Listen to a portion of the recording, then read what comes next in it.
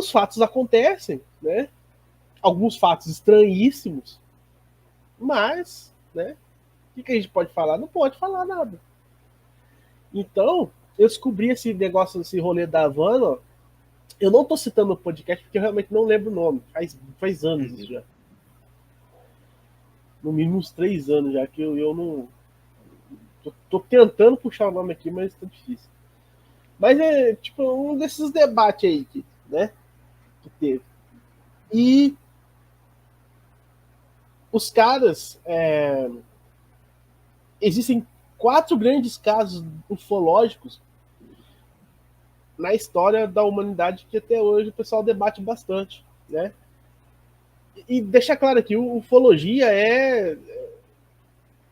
assim, não é considerado de fato uma ciência, a ufologia, né? Os ufólogos consideram cientistas, mas não é considerado uma ciência, porque é difícil, não tem fato concreto para poder estudar. Você só trabalha com imensa maioria. Empiricamente, né? Empiricamente, só no mundo das ideias e no mundo de depoimentos. E muitos depoimentos se tornam. São falhos. Descobrem falcatruas. Mas tem 4. Ou a pessoa se confunde com algum fenômeno realmente existente na natureza, alguma coisa assim. Mas tem 4 fatos que a ciência não consegue derrubar. E aí entra a questão da NASA e da Força Aérea Americana, que recentemente, muito ano passado, ela liberou os arquivos desde o caso Roswell sobre as aparições de OVNIs, que é objeto voador não identificado. Lembrando que o OVNI pode não ser necessariamente uma nave alienígena, gente. Pode ser um drone, né, chinês, ou vice-versa, né, ou americano mesmo.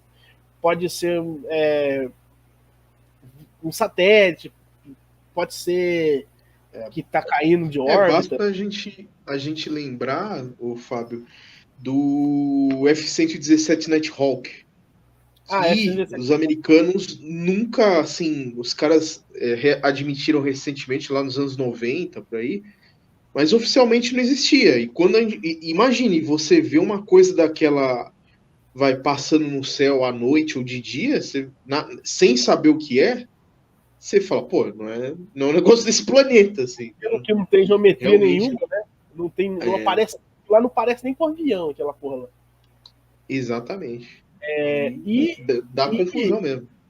Dá confusão. E outra coisa, várias coisas que os Estados Unidos fez, o sincretismo que os Estados Unidos trata, por exemplo, a Área 51, né, que é uma base né, que ficou marcada pelo sincretismo todo da ufologia, que lá tem as coisas e tal, é uma base realmente de ativos estratégicos especiais, a Área 51, né? Essa é a denominação dela de verdade. E eles testam as armas mais secretas dos Estados Unidos, é testado lá, pô. O próprio F-117 foi desenvolvido lá. O Blackbird, SR-72, né? Blackbird, SR-71, Blackbird. O XB-70 Valkyria, né? A história do XB-70 Valkyria, para mim, é uma das mais bizarras, porque nos anos 50, estamos falando de 1957, inclusive o mesmo ano que a Vanual foi campeã na Fórmula 1. Vai Olha pegando aí. A referência, vai pegando. O XB-70, o Valkyria, ele estava, no mínimo, 8 décadas à frente dele, segundo os estudos, né? E eles desenvolveram um combustível que não existia na Terra.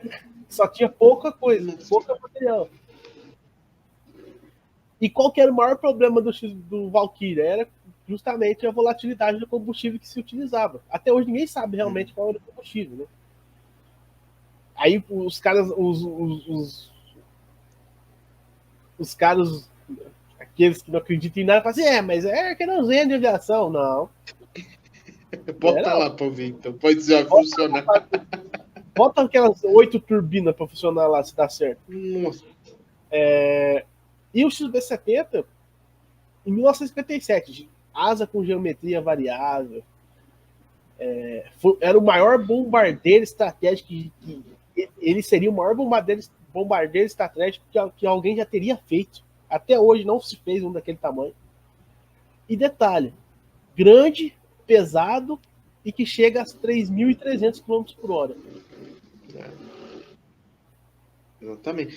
E às vezes você tem até o pessoal perde a mão de fazer isso aí. Realmente os caras têm que fazer até uma engenharia reversa disso. Às vezes os caras não sabem como é que eles fizeram. Aconteceu no B2 agora. Tanto é que eles estão preservados em praticamente estado de voo para estudos. O XB-70 foi realmente aposentado nos anos 70, mas pela NASA, que a NASA usou ele exaustivamente para estudar, para ajudar, inclusive, na criação de obras magníficas, por exemplo, o ônibus espacial, né? O SS-71 também, né? Os pós-combustores do SS-71 foi amplamente estudado. Eles ainda guardam o SS-71 em estado de voo. Tem os do museu, mas tem alguns que são guardados em estado de voo. O B2, que o Jorge citou lá, o bombardeiro B2, eles têm uma versão guardada para canibalizar a peça, porque não consegue refazer as peças dele. Esse cara não sabe mais como fazer o avião, pra vocês terem uma ideia. Então, é isso que pega um pouco, né, velho? Tipo, é isso que pega um pouco. É foda esse tipo de coisa. Mas voltando à questão da Havana, ó, todo mundo sabe a Fórmula 1 começou em 1950, né, oficialmente, né? Antigamente era a era dos Grand Prix. E a Havana, ó, que é uma equipe britânica, correu no WEC ano passado, né? Com o motor V12, Reviveram, Jacques Villeneuve, mas deu muito certo, né? Dessa vez aí, na atual, o negócio flopou, né? Mas... quebrou.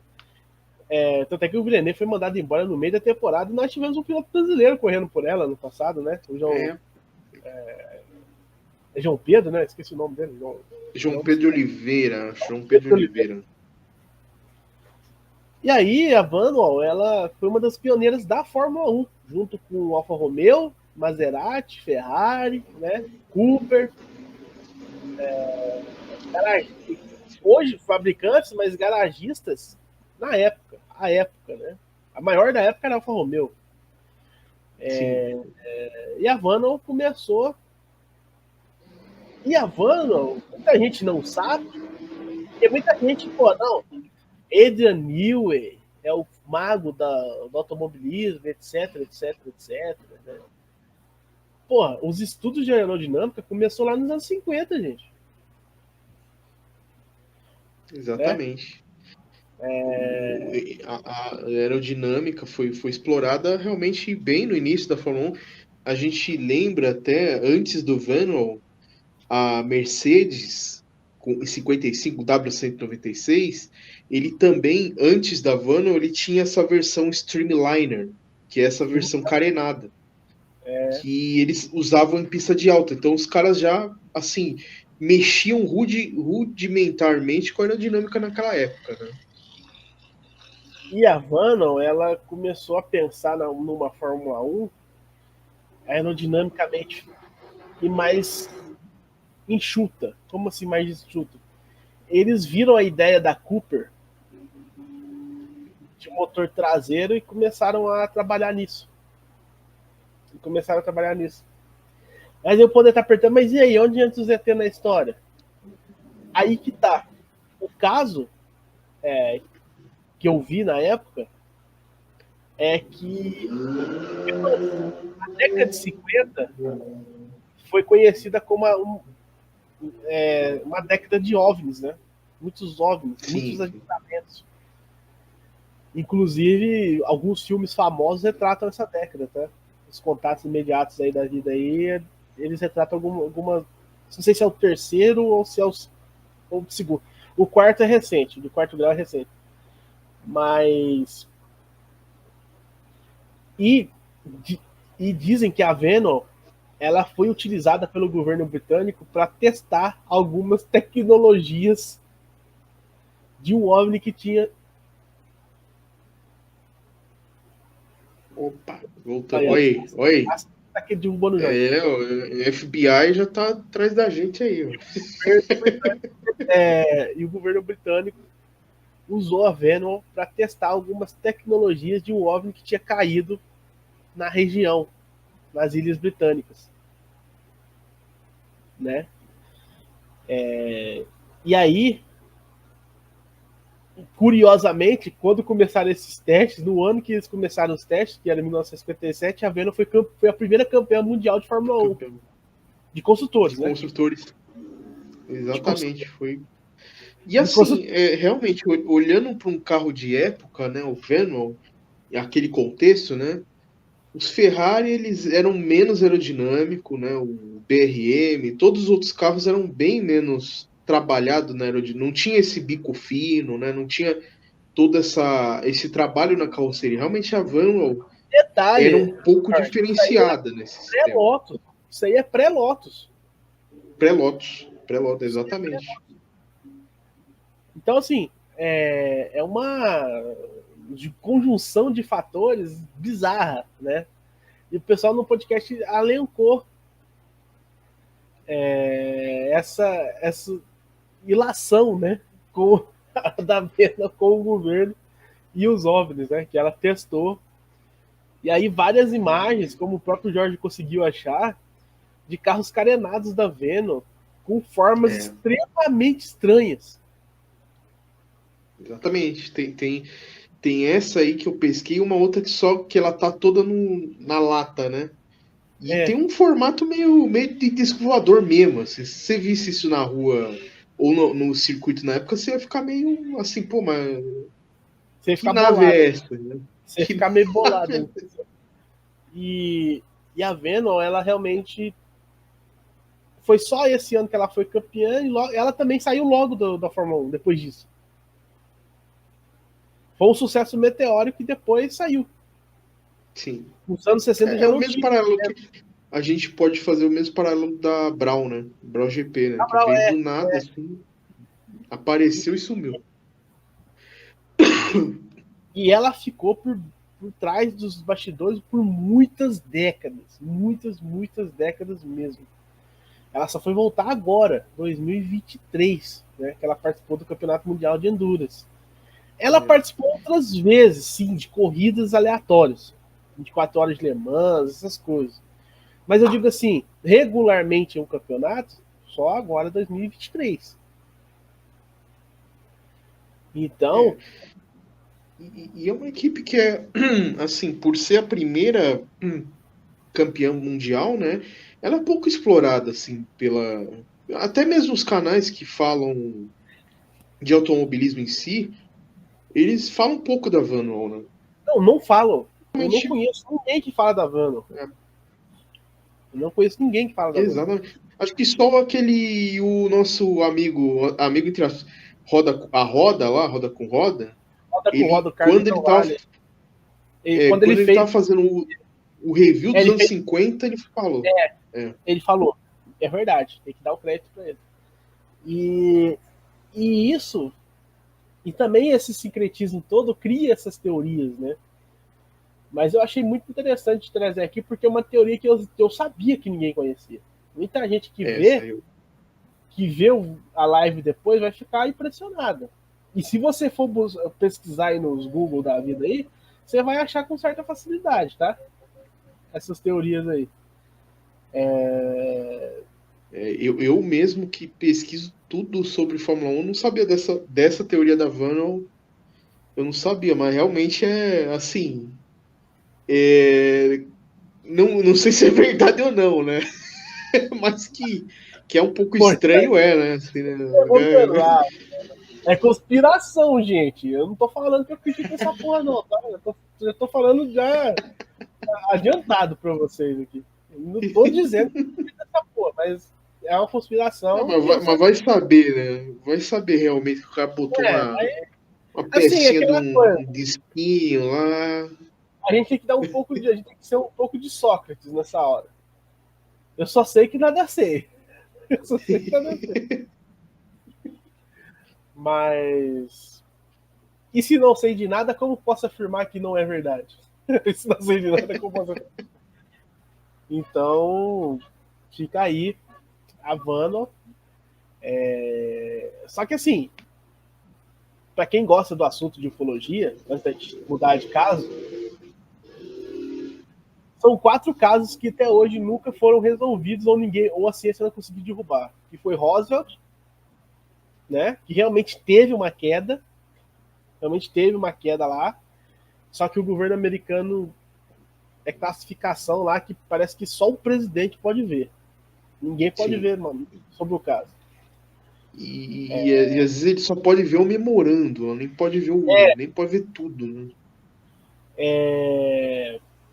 O segundo caso, Operação Prato, no Brasil, para quem não conhece, né? Foi no Pará. Foi no Pará mesmo, né? Pará. Anos 70, né? Anos 70, né? Operação Prato. Varginha. Outro clássico, né? E aí entra a parte eu e o Luiz, né? Porque eu fiz faculdade em Varginha, o Luiz também. Inclusive perto, né? Um do outro ali. Varginha, para quem não sabe, é conhecido como a terra do ET aqui no Brasil, né? Porque, segundo caso, né? Caso, abrindo aspas aí, aspas, longas aspas, caiu um OVNI lá em Varginha, 3 criaturas fugiram, saíram com vida. 2, porém, morreram com a queda e uma saiu andando para a cidade. E aí teve várias testemunhas que viram a criatura, né? Tem as 3 meninas lá, né? Se vocês fossem um pouco mais velho lá, o Fábio, você podia ter visto lá o ET lá. Só que você não ia poder falar nada também, porque os caras do FBI iam você falar também, ó. O interessante é que assim, duas coisas bem bizarras desse caso. O soldado do exército, né, que pegou o ET lá, que abraçou o ET, ele morreu no dia seguinte. De uma infecção. Estranhamente, né? Estranhamente. Negócio que. E a família dele foi embora toda para os Estados Unidos. Nossa. Mora lá. Complicado, hein? E, estranhamente, aí é uma coisa que dá para se provar, conseguiram achar planos de voo de um C-130 da Força Aérea Americana que pousou em Campinas com uma comitiva que foi para a Unicamp. E aí, o Sacani tava lá na Unicamp, hein? E ele sabe, só que não quer falar. Ele não quer mentir. Mas até o Sacani não consegue desmentir o Varginha. Ele mesmo fala que Varginha foi um negócio que a ciência precisa estudar. Ele mesmo fala isso. Porque, assim, a contra-teoria é que foi um bicho que escapou do zoológico. Mas que bicho é esse que mata a pessoa de infecção e 24 horas depois? É um dragão de Komodo que tinha lá? Exatamente. E além disso, as explicações oficiais que foram circenses, né? Casal de anão. Putz, o cara falou isso na TV lá. O casal de anão que tava grávido. Putz. General do exército, capitão do exército falando isso na TV. O capitão do bombeiro, velho. Porque eu quero um casal de anão, que eles enganaram. Não tem jeito. Não tem como. Não tem como. Aí, velho. Então, esse é o.